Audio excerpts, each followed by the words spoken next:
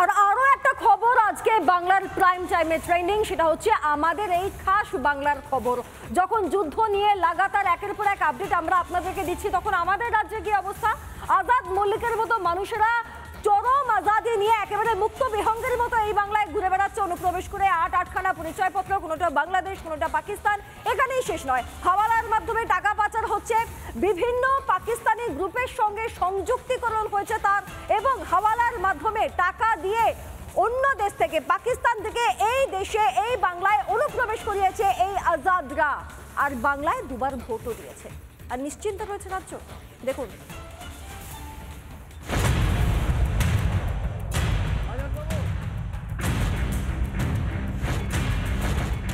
ইডির হাতে ধৃত পাকিস্তানি নাগরিক আজাদ মল্লিক।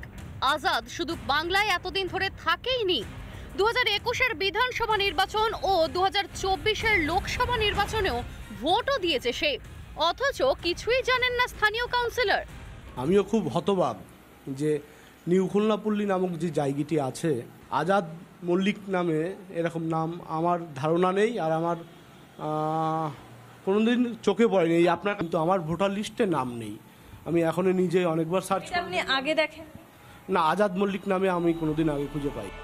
দীর্ঘদিন ধরে বনগায় বাস, চায়ের দোকানে কাজ, ভুয়ো পাসপোর্ট তৈরি করে অনুপ্রবেশ করানো থেকে হাওয়ালার মাধ্যমে পাকিস্তানে টাকা পাঠানো, পুলিশ কিছুই জানতে পারল না।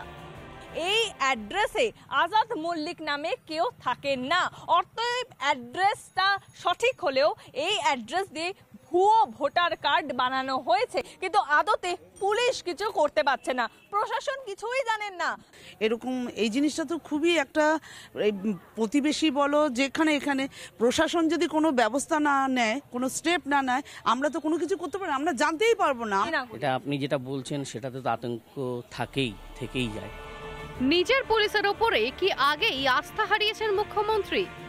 পুলিশরা 3-4 বার গিয়ে ঘুরতো এলাকায়, 5-6 বার, এখন ঘোরেই না।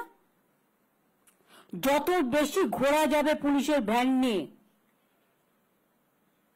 মানুষ তো জানবে যে অ্যালার্ট আছে।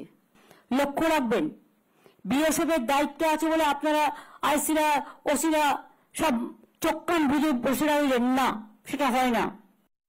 তৃণমূলকে ভোট দেয়, তৃণমূলকে ছাপ্পা মারে, তৃণমূলের হয়ে ভোটে কাউন্টিংয়ে যায়, তৃণমূলের হয়ে হিন্দুদের খুন করে, তৃণমূলের হয়ে হিন্দু মেয়েদেরকে শারীরিক লাঞ্ছনা করে।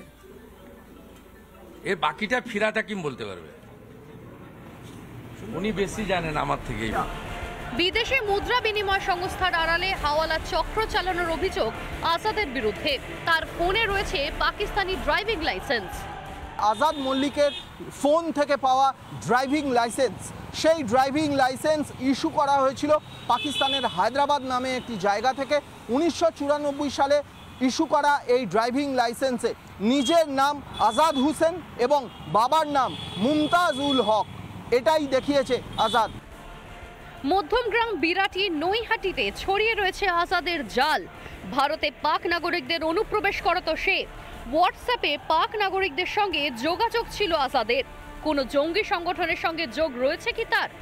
তদন্তে এনআইএ ও আইবি। যার বিরুদ্ধে এত অভিযোগ, তার অপরাধের বিন্দু বিসর্গ কি জানতো না পুলিশ প্রশাসন? জেগে ঘুমিয়ে থাকা এ রাজ্যের পুলিশের অভ্যাস না কর্তব্য? রিপাবলিক বাংলা। নানা ধরনের কন্টেন্ট দেখার জন্য লাইক করুন, শেয়ার করুন আমাদের ফেসবুক পেজ, সাবস্ক্রাইব করুন আমাদের ইউটিউব চ্যানেল। পাশাপাশি অন্যান্য ব্রেকিং নিউজের জন্য অবশ্যই চোখ রাখুন রিপাবলিক বাংলায়।